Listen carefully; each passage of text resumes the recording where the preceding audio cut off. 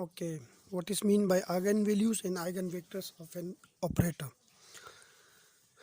Suppose A is an operator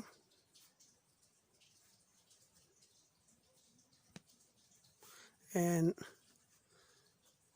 psi is an eigen state vector, is a state vector, such that if A this operator operate on this state vector psi, we get the same state vector psi with a constant A. Then this equation is called eigenvalue equation.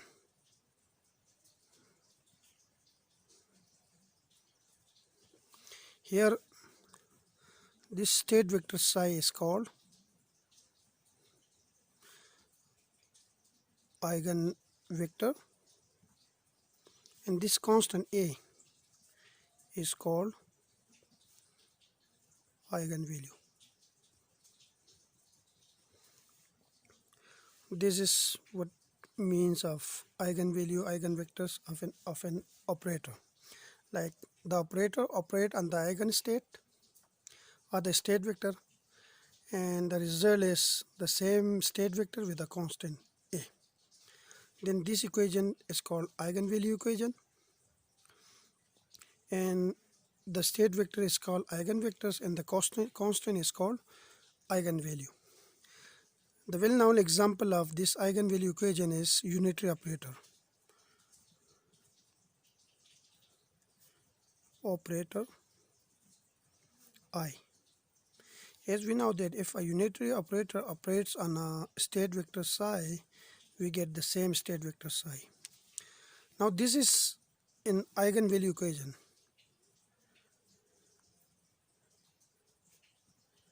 Because we get the same state vector by applying this operator, so here we have a constant which is 1. So psi is eigenvector and 1 is the eigenvalue.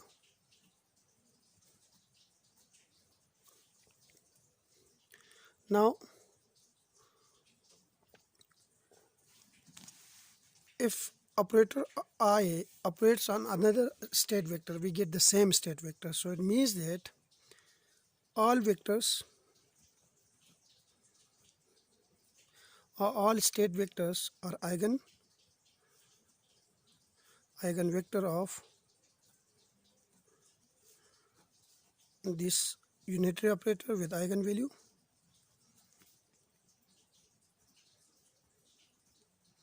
1. Now the eigenvalue equation is operator A operate on this state vector and we get the same state vector with a constant A. If we apply operator 2 times on this state vector, and we know the operator always commute with constant, okay? So A times operator is equal to operator times A. This is commute always. So here we have this situation, but it commutes, so we bring it A to this side and operator to this side times psi. Now this side become A operator square times psi is equal to A, and A of psi, A operate on this state vector will give A times state vector, A times state vector. So A square operator square times psi is equal to constant square times this state vector. If we apply 3 times this operator on this state vector, we get A cube times state vector. And similarly, if we apply operator n times on this state vector psi, we get A n times state vector. This is all about eigenvalue and eigenvector of an operator. Now we have a well-known theorem, and the theorem is for a Hermitian operator, like if operator is Hermitian, then all its eigenvalues are real. Then If this operator operates on a state vector, we get a real eigenvalue. And the eigenvector corresponding to different eigenvalues are orthogonal. And eigenvalues or eigenvectors which have different eigenvalues are always orthogonal. We will prove it now. Suppose A is a Hermitian operator. If it is Hermitian, then its Hermitian conjugate of this operator will equal to the operator itself. This is the definition of Hermitian operator. And suppose psi n and psi m are two different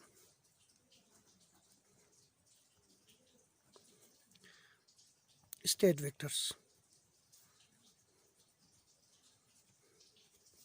They are two different state vectors. Then according to eigenvalue and eigenvector of an operator, if this operator A operate on this state vector psi n, we get the same state vector with a constant which I call an. Similarly, if this operator A operate on this state vector psi m, we get the same state vector psi m with a constant which I call am.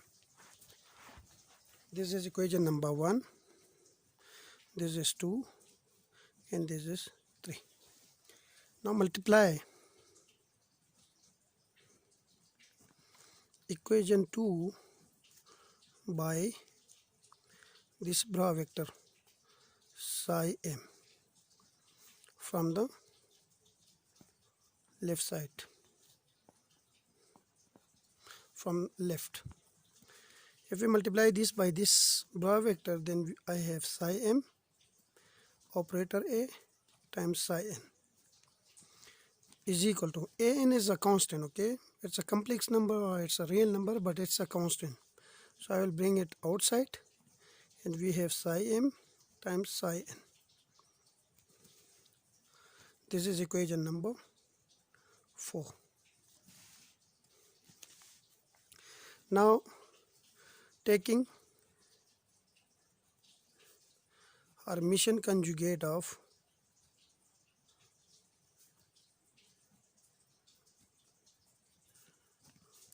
equation 3.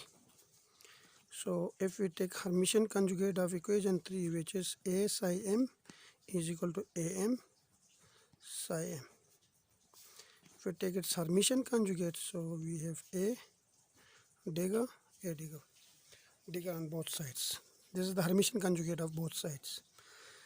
Now if we apply Hermitian conjugate on this side, then first we have to change the position. And if we change the position, if it's a cat, then it will become a bra. If it's a bra, it will become a cat. So this is a cat, it will become a bra after applying this Hermitian conjugate. And the operator now change to A transpose, A dagger, which is the symbol of Hermitian conjugate. And on this side, this is a complex number, okay? And we know that the Hermitian conjugate of a complex number is just the complex conjugate of that complex number. So it's become am complex conjugate, and this will become now a bra. This is equation number 5. Now multiply equation 5 by this psi n, state vector psi n, from the right side. So this will become psi m. Now I will take one more step here. Now this will become psi m times, now A is Hermitian, so A dagger is equal to A. So instead of A dagger, I will replace it by A, which is equal to am complex conjugate times psi m state vector. Now multiply, this is equation 5 now. Multiply equation 5 by this state vector psi n on the right. So we get psi m a psi n is equal to this. am is a constant, so I will keep it outside, and we have psi m psi n. Equation number 6. If we look at equation number 4 and equation number 6, then the left hand side of both these equations are the same. So it means that the right hand sides of these two equations will also be equal. So it means that from equation 4 and 5, we have, if the left hand sides of these two equations are equal, then the right hand side will also be equal. So a n psi m psi n is equal to a m steric psi m psi n. Now if I bring this side on this side, on the left, the right hand side to the left hand side, I get a n psi m psi n minus a m steric psi m psi n is equal to 0. This quantity is common in both these factors, so we left with a n minus a m steric as a complex conjugate times psi m psi n is equal to 0.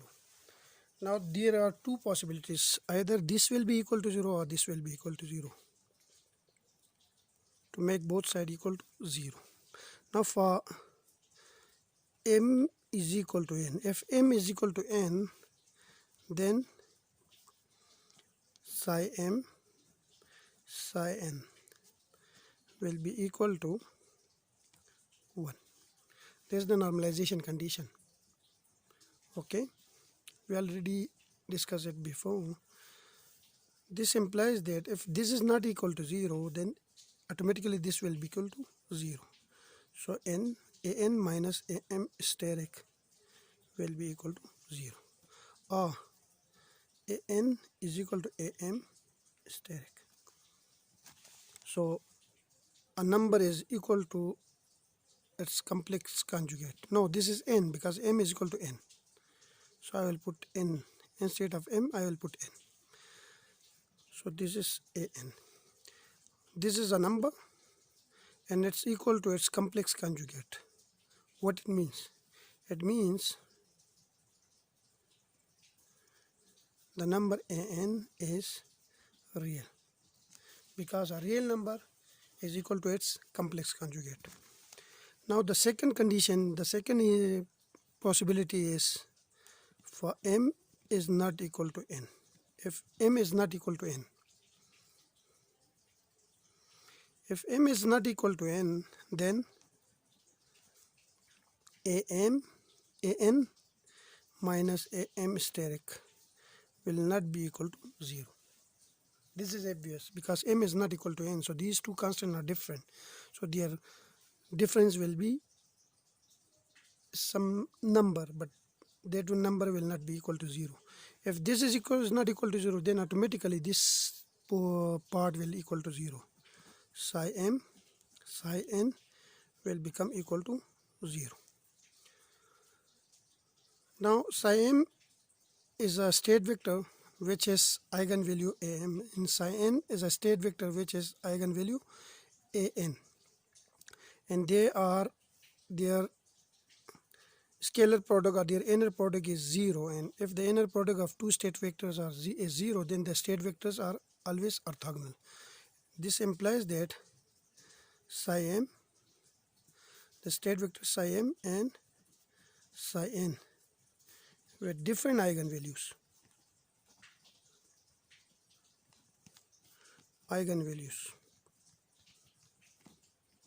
because they have different eigenvalues. We already mentioned here. Psi n has eigenvalue an and psi m has eigenvalue a. Their eigenvalues are different. Different eigenvalues are orthogonal. They are orthogonal because their inner product is equal to 0. So this is the proof of the theorem. Thank you.